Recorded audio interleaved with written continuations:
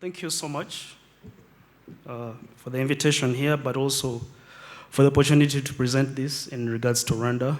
So like I've been introduced, my name is Ronald Ochen, and I work with the Uganda Bankers Association. I authored this paper with other colleagues from Kenya. That's Faith and Linda. They both work in Kenya, so it was more of a collaborative initiative to put this paper through. So I won't waste much of your time. I think I'll just go straight into the details of the paper. All right. So it's what makes this paper, I think, very important. I think for this at this juncture of this conference is that I'm sort of summarizing what all the discussions we've had here, and I'm bringing, I think, the point home finally. So, in terms of motivation of the paper, why did we think that this paper is important for the Rwanda's banking sector?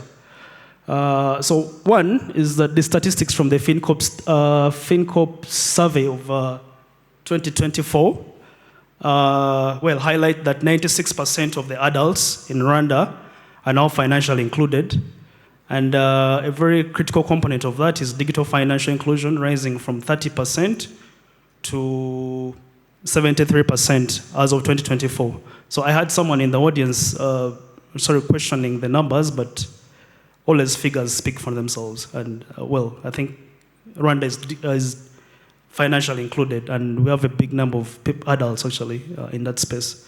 So then, what other motivation was there for this paper? So Rwanda's banking sector has witnessed a positive trend in the digital space. If you look at mobile money, mobile banking, point of sale, and electronic banking. And this is something also that I remember the governor reiterated during the conversations we had. During her speech that she was giving us, she said that there was a positive impact of these transactions on the GDP of the country. I think she clearly mentioned they've contributed about 10% of the GDP, highlighting a positive trend to that front.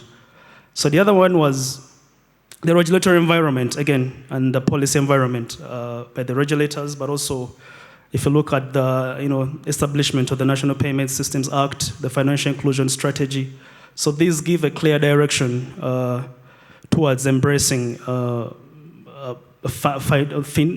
financial technologies in the banking sector, because they give the bedrock to which the banks, or they give the banks some sort of confidence to adopt some of these technologies. The third one is, of course, you can't ignore the essence of some studies that have been done there. So Deloitte, a study done by Deloitte in 2018 notes that fintechs have a transformative potential for banks and can foster a symbiotic relationship, balancing each other's weaknesses and I think the positives. But also, some of the scholars, I think, highlighted some of the effects that could come out, resulting into, as a result of competition, resulting into a negative sort of the fintechs eating into the profits of the banks. But for just the point of this study, we just focused on the adoption and integration and how competition itself acts as a mediating effect. Because if there's competition, then the banks probably thought through that, okay, instead of us colliding, like I think Eric showed the two bulls fighting, we can probably work together and we all take, I think, a good share of this cake. So that in essence, forms much more of the motivation why we thought this was very important for the banking sector. But also, across all these figures, they'll seem so meaningless if you don't actually investigate the actual effect it will have on the performance of the banking sector. So what was the objective of our study? One, the overall one is that we sought to investigate the influence of the financial technologies, again, clearly, as mentioned, mobile money, mobile banking, the point of sale, and electronic banking. So what those financial technologies have on the performance of the banking sector. So specifically, we investigate, like I mentioned, the adoption and integration of these fintechs on commercial banks, but also so the data set combined at both the commercial and microfinance banks. So what effect do they have on profitability of the banks, of both commercial and microfinance banks in Rwanda.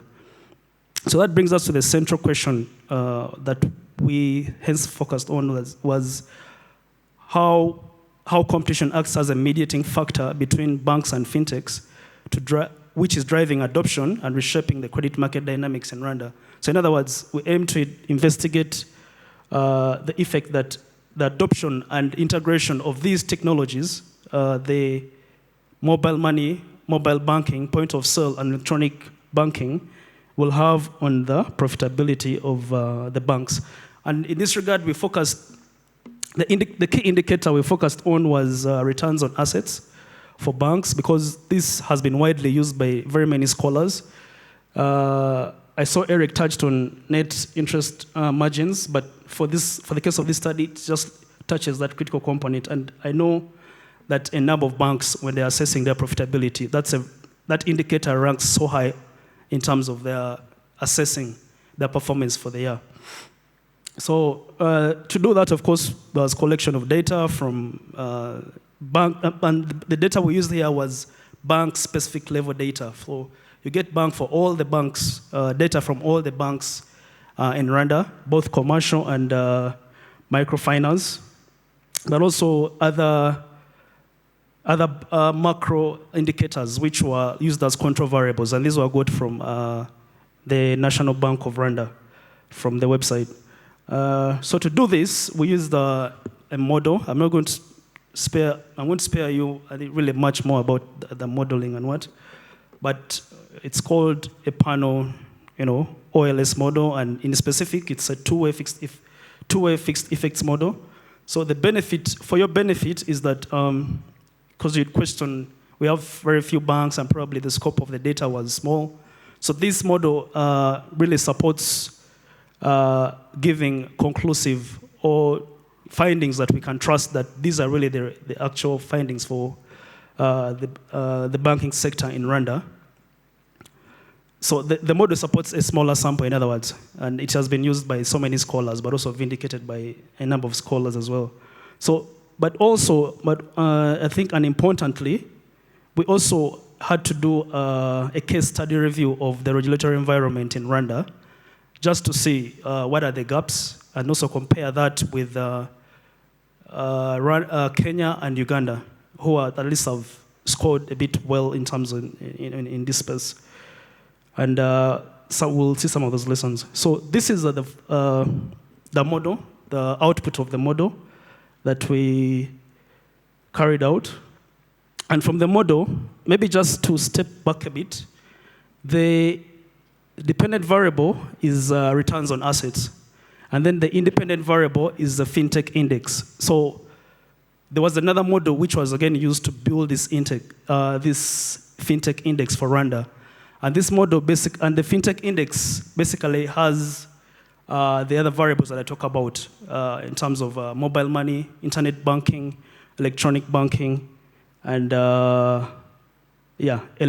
mobile money, electronic banking, and point of sale machine.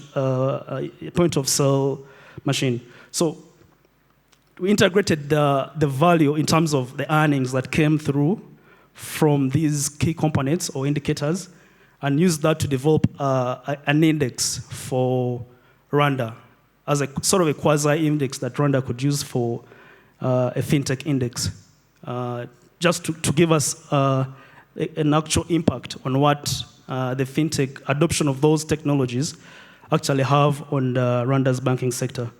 So from that, we observe that there is actually a positive and significant effect that integrating and adoption of these financial technologies actually have on the performance of the banks in terms of returns on assets. And we see that clearly as evidenced by, I try to highlight that in red so that it's much more clear.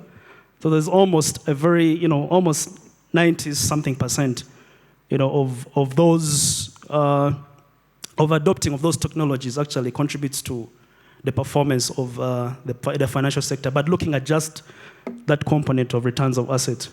So that will speak volumes to what I think the banks could pick up from here.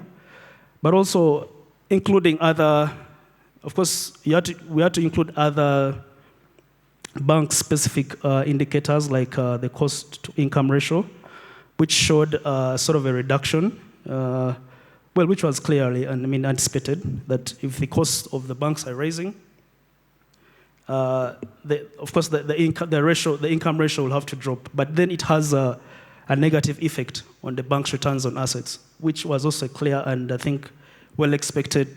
Indicator. Sorry. So the last one I think was on loans to asset ratio, which was positive, also expected. So well, in a nutshell, these indicators or this model that we built here gives us a clear understanding of then what should be. Maybe just a case study review of. I'm not going to read all the details, but just from the review of the regulatory frameworks in Rwanda comparing with Kenya and Uganda, you see that one, and this is something that was highlighted by, I think, the lady from, NCBA or something, that there is no dedicated digital regulation. There's also a gap in terms of open banking, which is still in the draft form at the central bank in Rwanda, yet in Kenya, that has always been fast-tracked. Then the regulatory sandbox in Rwanda is still thin. There's still some sort of sluggishness in terms of rolling out the number of innovations that come from that space. Then there's a fragmented API or data sharing standards.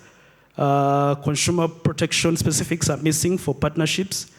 Then the capital requirements for onboarding these fintechs or startups is not well tiered to support young startups to come up in the market. But also, and last is that the still use of the cloud outsourcing system.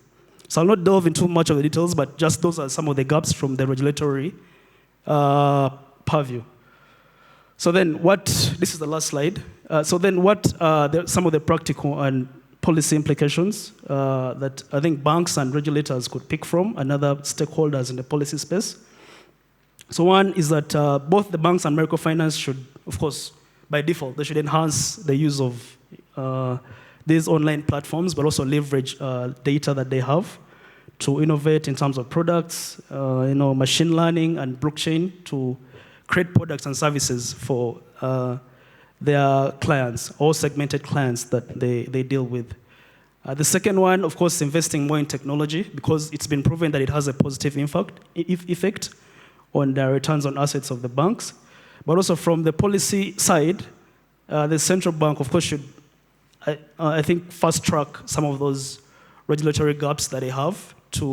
That could be maybe the reason why we could see much bigger numbers, but we could see much more bigger numbers in the end if the central bank of Rwanda sort of fast-tracks some of those regulatory gaps that they have in the ecosystem. And then lastly, I think strengthening the inter-agency connection. I think coordination. Rwanda has a fintech coordination group, but I think probably strengthening it will sort of also address some of the gaps that we saw there. Thank you.